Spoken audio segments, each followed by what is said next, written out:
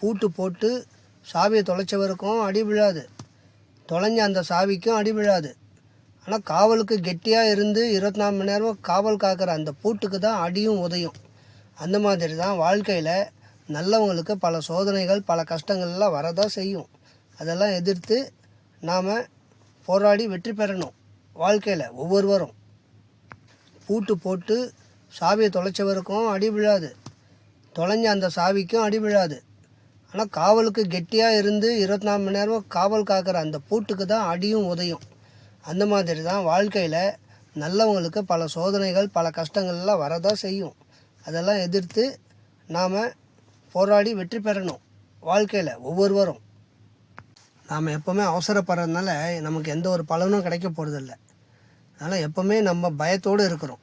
அந்த பயத்தை எதிர்த்து போராடுங்க, வெற்றி நிச்சயமாக கிடைக்கும் எல்லாருக்கும். நாமெல்லாம் ஊஞ்சல் விளையாடும்போது முன்னாடியும் பின்னாடியும் போய் வந்துட்டுருக்கோம். அந்த மாதிரி நாம் ஒருத்தர் மட்டம் தட்டணும்னு நினச்சோம்னா அது பின்னாளில் நமக்கே அது வினையாக முடியும்.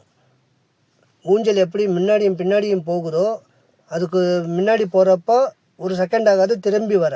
அந்த மாதிரி தான் நம்ம வாழ்க்கையிலையும் நாம் ஏதாவது தப்பாக நினச்சோம்னா அது நமக்கே தப்பாக முடியும்.